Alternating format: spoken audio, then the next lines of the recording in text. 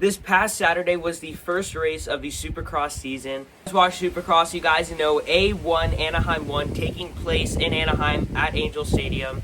If you guys watch the Supercross races, you guys know there's so much to talk about, so let's get right into it. If you guys like it when I talk moto news, subscribe to the channel. We're trying to hit 3K within the next 2 months maybe.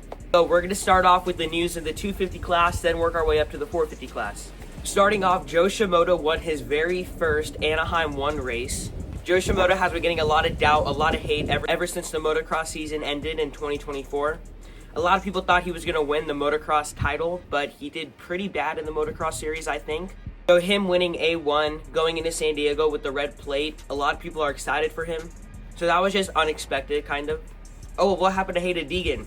So Hayden Deegan did win the first heat race, but as it goes for the main event, Hayden Deegan crashed, not even going into the first corner of the race.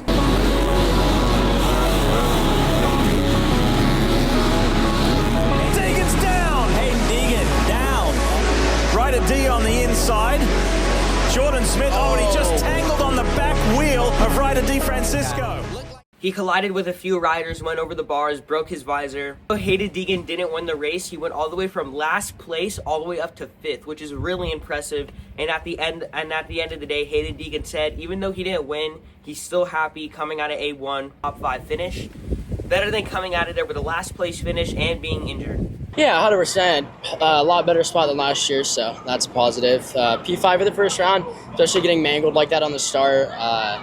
Bike still being good enough to push through, so yeah, obviously a little scratched up, but that don't matter to me. I'll get back to work this week and come out swinging at the next one. Just proof that anything can happen in motocross. A lot of people did expect Hayden Deegan to win the main event, and no one expected Joe Shimoda to win the main event either. It was just the whole swap-a-roo, basically.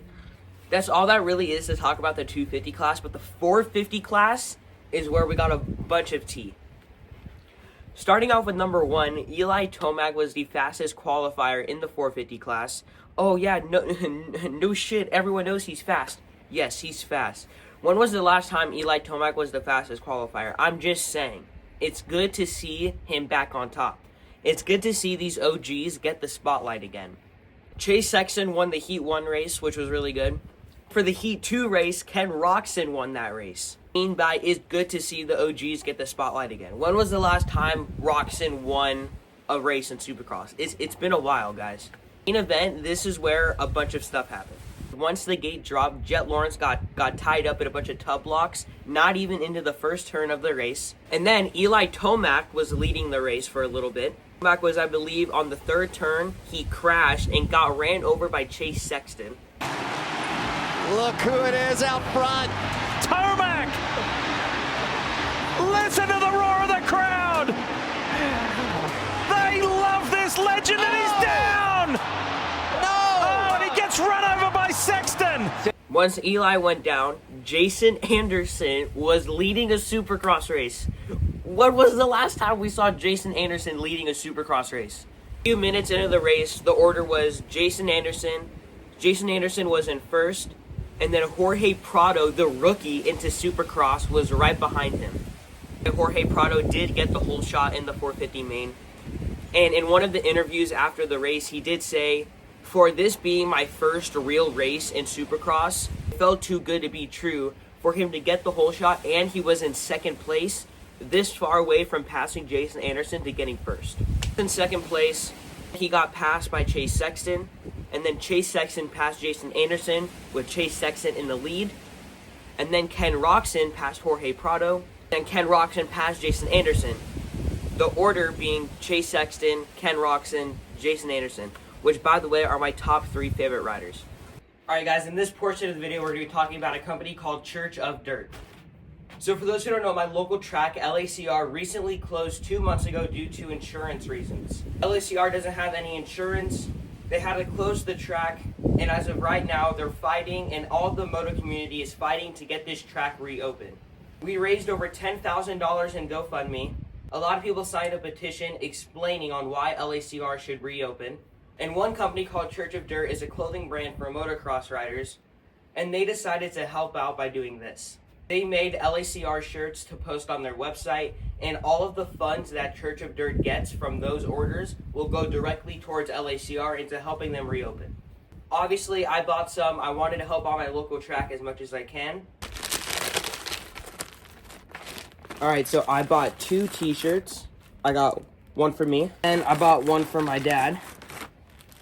We're gonna get to these later. Church of Dirt is writing everyone a handwritten letter for everyone that orders these shirts. That just shows how genuine they are and how much Church of Dirt really cares for everyone who orders. Andrew, thank you so much for your support. We really appreciate you. Church of Dirt 2025. You guys know I am obsessed with stickers. Look at that.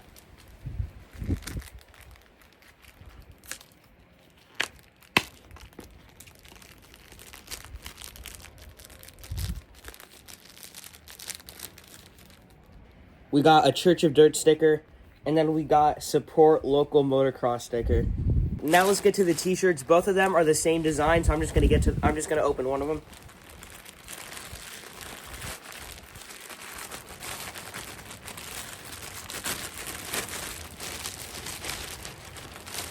Gosh, dude.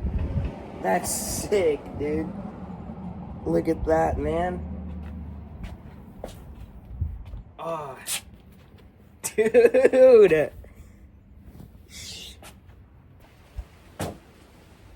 Church of Dirt, thank you guys so much for making this happen, helping, supporting on LACR, and hoping for the return of motocross. If you guys did donate or did do anything to help LACR reopen, thank you guys so much. And even if you guys didn't, just spread the word. Back to the video. Jorge Prado was in about 5th, maybe 4th. And then he had a crash. I believe he ended in 7th or 8th. And as all this is going on, Eli Tomac is picking up his bike from the crash and working his way up to the front of the line. And he pulled a Hayden Deegan. He went from last place all the way up to 5th. Chase Sexton won the main event, going into San Diego with the red plate. Oh, and by the way, what happened to Jet Lawrence? Remember how I said Jet Lawrence hit the tub blocks and went down in the first lap of the race? Jet Lawrence crashed again in the sand section. Jet Lawrence leaving Anaheim 1 in 12th place. I believe he's 18 points behind Chase Sexton. He's got a lot of catching up to do. I can't wait for San Diego. I can't wait to watch it. And by the way, I do want to announce I will be going to Anaheim 2 this year. Anaheim 2 is in 2 weeks. I'm not trying to sound cringy or anything, but I know a lot of you guys live in California and a lot of you guys watch Supercross. So if you guys are going to Anaheim 2 and you recognize me, say what's up. I can't wait to go to Anaheim to watch it in person. You guys already know I'm gonna make it a whole YouTube video. I'll record the whole thing. Anaheim 1 was absolutely crazy. So much unexpected stuff happened. Everyone thought Jet Lawrence was gonna win.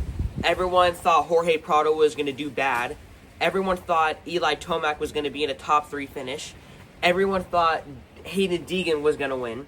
And none of that stuff happened. It all just kind of flopped. Happy with the results on Anaheim 1. I'm extremely happy about it. And I can't wait for San Diego.